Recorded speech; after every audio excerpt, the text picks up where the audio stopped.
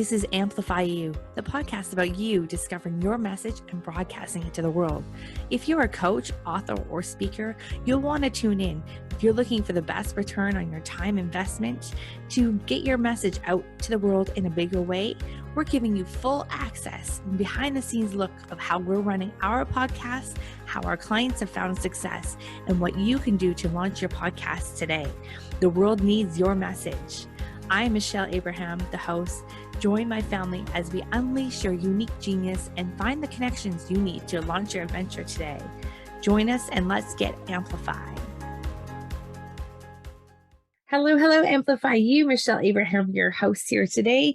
I am joined for an Ask the Expert interview with Eugene Mandelcorn. Eugene, how are you today? I'm fine. And Excellent. you? I'm doing well, thank you. I don't think anyone's ever asked that back. I'm doing really? Good, thank you. That's conversational. That's right. It is conversational. That's what we love about podcasts. So we're bringing you on today because you have some really exciting projects, and I've always been fascinated by what you're up to because you're kind of like leading edge. You're leading us into like the new age of doing things, whether it's Web3 or I had you on our NFT summit. You're creating new things in virtual reality and in new types of movies and cinema and things. And so I wanted to bring you on and let's find out from Eugene what's happening, where like the cutting edge information is coming in. You're even creating a brand new borderless studio, which is fascinating. So talk to us. What are you up to, Eugene, and what's going on in your world? Well, I've been always on the cutting edge. People describe me as far outside the box that sometimes I forget where the box is and what was in it. So I have to surround myself with people that keep me grounded. Right. So I started out as a screenwriter, mm-hmm. and I had a lot of chutzpah, so I got into a lot of big mm-hmm. people in the industry, big producers at big studios, and they actually read the scripts, but they said, I've never read anything like this before. I don't know if we can make it because we're in the business of making money and we don't know if this is so new and different. We don't know if it'll make money. Right. So I found out after a number of years that I was writing in a genre that didn't exist. Right. Okay. And most films that you go to see mm-hmm. are basically entertainment. Okay. And sometimes they make you forget about your daily problems. That's another thing, like an escape. Mm-hmm. So the kind of films that we want to make are films that actually offer solutions to the problems that we face every day, that can actually change the world around us. And so what we've developed a studio. It is a studio without borders or walls, an international studio. And we specialize in this new genre of film called the solution genre. Yeah, it's so fascinating. I love that. And what we did during the pandemic, we shot the first solution film in the history of the cinema. And that's what the poster is behind me. So it's called Lead the Way, right? And so can you tell us a little bit about the film? Okay, well, I'll tell you. One of the most important things is that things are not the way they look always. Don't judge a book by its cover, okay? The main character in the film is Patrick Lee. He's legally blind and autistic, mm-hmm. the perfect candidate for president of the United States. Mm. Okay, and you see he's wearing something there. Mm-hmm. Can you tell what he's wearing? Is he wearing like a virtual reality glasses, it looks like? So for those of you that are listening to this, Eugene's got a poster in the background of the film. So that's what we're looking at. And he's got a boy with a megaphone and he's wearing a colored shirt and he's got the American flag behind him. And it looks like he's wearing virtual reality goggles. Or glasses. Yes, 99% of the people think that's what he's wearing. Mm-hmm. Actually, what it is a new invention called New Eyes that allows the legally blind to see. Sometimes for the first time in their life, they see their spouse or their children. And it's a very emotional experience. Mm-hmm. And so there are over 250 million people in the world who could be considered legally blind, and they don't know about this new invention. But it is throughout the film. It is woven into the fabric of the film because the main character is legally blind, and this is the only way he can see. Wow. So are these glasses are real, or this is part of the film? They are real because we had to make a deal with New Eyes to have this invention in the film. Yes. So, and this is not the only solution in our film. Cool. I originally wrote 12 solutions into the script. Yeah. But the director read it and said, "Oh my God, this is going to be a 3.5-hour epic. Nobody's going to watch a 3.5-hour movie, especially in a new genre they've never even seen before." So you're going to see some of your solutions for the next one. So he told me, cut it in half. We cut it in half. It's 1 hour and 41 minutes, the film. And now we have the material, like you said, for the sequel. Great. I love it. I already got the sequel planned. So what makes this a new genre? Well, because it actually offers possible solutions to the problems we face every day. Okay. And a lot of people in the industry, I've talked to them about it, and they keep on saying, well, film can't do that. Feature films can't actually solve problems. Maybe they can inspire you to take action in one way or another. Okay. So I said, well, kind of in Lead the Way, that's what we do. We really don't solve the problems. We do show possible solutions. So in the sequel, and it's true, it was written into the second half of the script, we actually implement solutions. Oh, cool. Actually in the film. So it's the closest to a documentary. If people ask, what is the closest genre to a solution film? It's a documentary, because documentaries sometimes actually offer solutions to problems and show those solutions as they shoot the film, you know? So it's a meld between the documentary and narrative fiction. Yeah, very cool. So now, is this a true story? Well, obviously it's not a true story because he's not president of the United States yet. So it could be future pacing a true story, right? Yes, a lot of it is speculative fiction too. Some of the things in the film have not happened yet, but they could happen tomorrow. You know, that's how realistic it is. Very you know? Cool. So where did you get the idea for the film from? Well, to make a long story short, I came a fraction of a second from death when I was a young man. And at that time, I wanted to change the world for the better. I figured there's a reason that I lived. Okay. And I thought I wrote the greatest screenplay ever written. And that's what I told you. I brought it to the studios, and they all couldn't make it. They couldn't take a chance. It was so different, you know? And so that was when the idea started. It was that first script. Some of the material from that first script over 50 years ago is in this film. Wow. So I've been thinking about this for a long time. I've been writing scripts for a long time, but I've been mainly a producer and producing other people's screenplays. Right. And whenever I would ask a writer to write a solution film, it took too much time to explain it to them, how it worked, you know, because it has a totally different structure than a standard film. Yeah. So it was very hard to get another writer understanding what it is. Yeah. I mean, just to kind of like invent a whole new genre of film is kind of a whole unique situation in itself. So did you know that you were creating a whole new genre, or did you have to create the whole new genre because it wouldn't fit in any of the others? Well, what I had to do was, because nobody else was writing in this genre, I had to figure out, I studied film. I'll tell you what, I was told by all these producers in the studio, said, you've got to learn your craft. You know, you can't write like this. Nobody's going to make your film, you know. you have to go to film school. So I tried to get into UCLA and USC in Southern California, because those are the best film schools. But I couldn't get in. I didn't have good enough grades. And even if I did, it was too expensive. They were too expensive. I didn't have the money.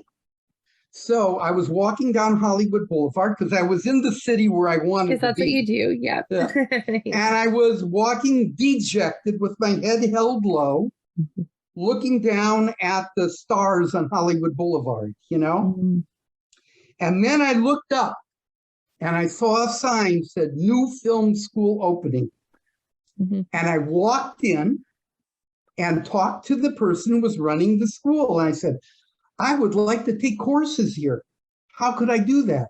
And he said, well, we won't be opening for a few months, but if you would like to be on staff, we're looking for staff, you can take the courses for free. Oh, perfect. So I had a job and an education at the same time. So when I started signing people up for the courses, I said, oh my God, this is not like USC or UCLA.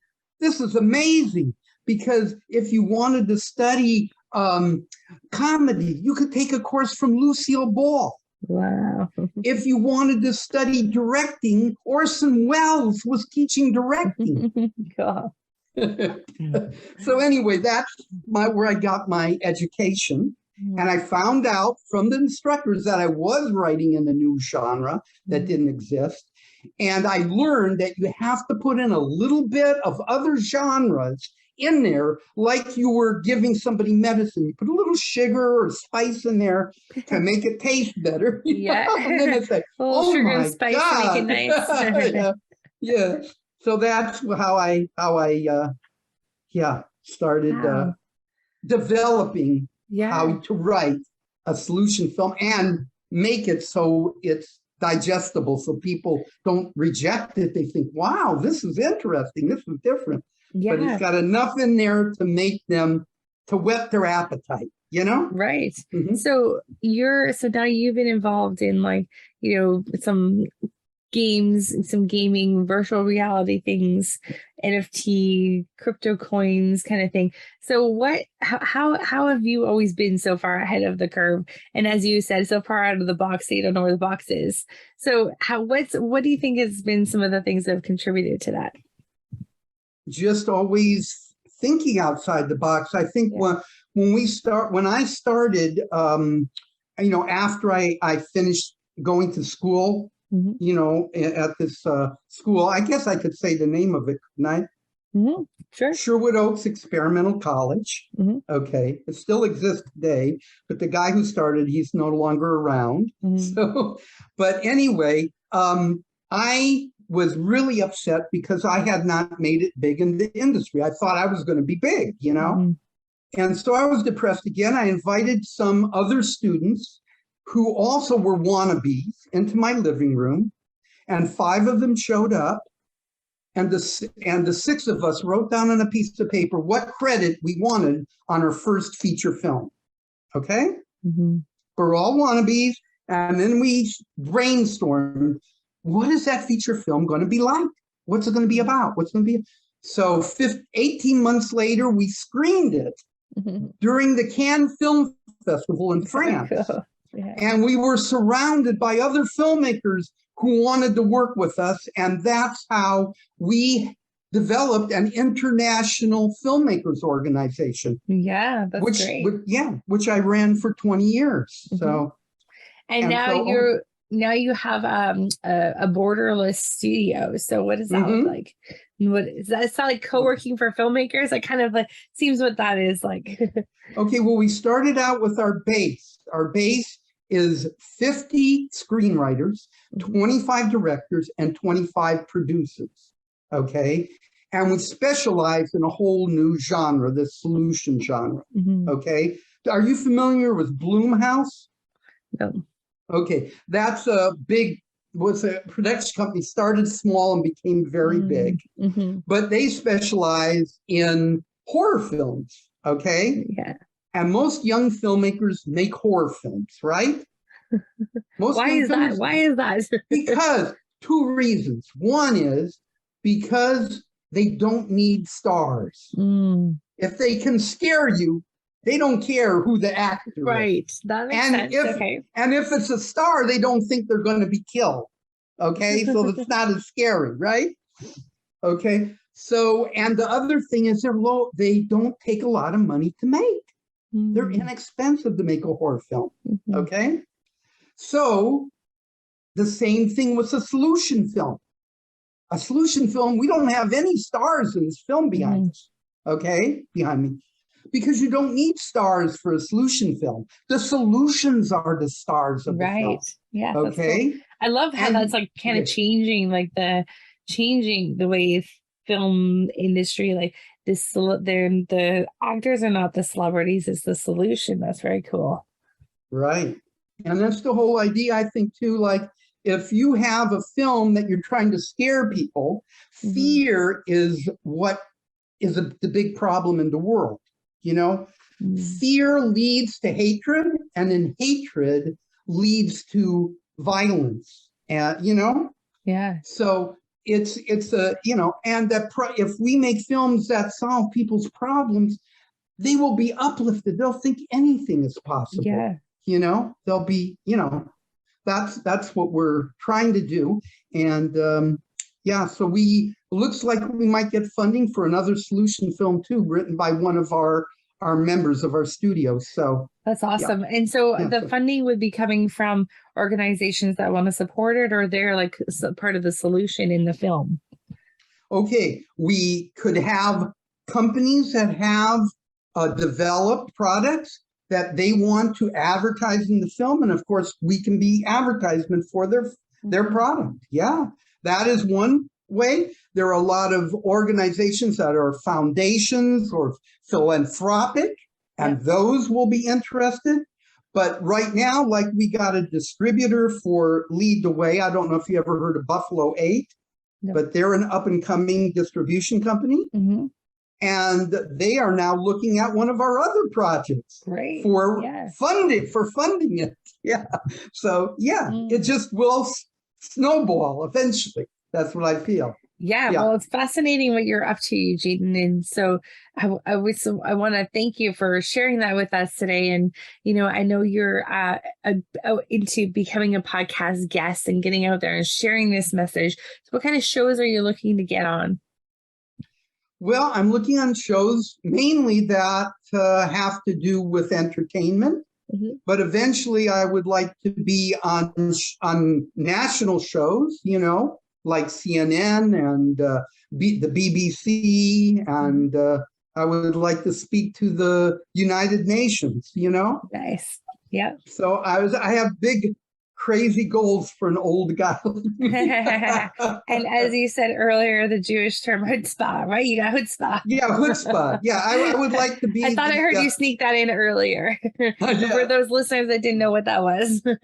Anybody who knows Grandma Moses, I want to be the Grandma Moses of filmmaking. I like it. That's awesome. Well, Eugene, any last words for our audience today, as we now have been inspired by your new genre that you have? We know to look out for these new kinds of films, solution-based films, which I think will be super valuable. People are really into documentaries, things that are real, things that we can see that are going to make an impact in the world and help make an impact in the world. So love what you're up to. Any last words for our audience today? Well, I would say that think positively, always think positively, no matter what circumstances you're in or what your background is. I started out when I was a teenager, well, not teenager, I was in my 20s, living in a tent in the center of the city. So I didn't even get into that, but that's where it all began. Yeah. Wow. Good for you. Yeah, and now look at you. So that's awesome. You've got lots of chutzpah. I haven't lost that. Yeah, that's amazing. No, and I would like to bring more talent to these podcasts too. I think there's a lot of talent out there that needs to be discovered. Absolutely. You know? Yeah. Yes. Well, we appreciate you being here, and thank you so much for being on Amplify You. Amplify You family, go on there and check out Eugene. Where can we find out more information about you? Okay, well, you can go to leadthewaymovie.com. Okay. Okay. That will tell you about the movie and also tell you about the new way that we're advertising it, which is video games. We're going to be advertising films with video games that eventually will replace the 100-year-old, century-old trailer. So Awesome. And so for those of you that cannot see what the sign says in his background, it's spelled LEE apostrophe D. So leadtheway.com is what you have. But you don't need the apostrophe. No apostrophe in the domain. No. In the domain name. Just Exactly. LEED. Yeah. Yeah, exactly. Just don't put an A in there. That's all. All right. Well, thank you so much, Eugene. Have a great day. Amplify your family. Go out there. Have a fabulous week. And we'll see you again next week. Take care, everyone.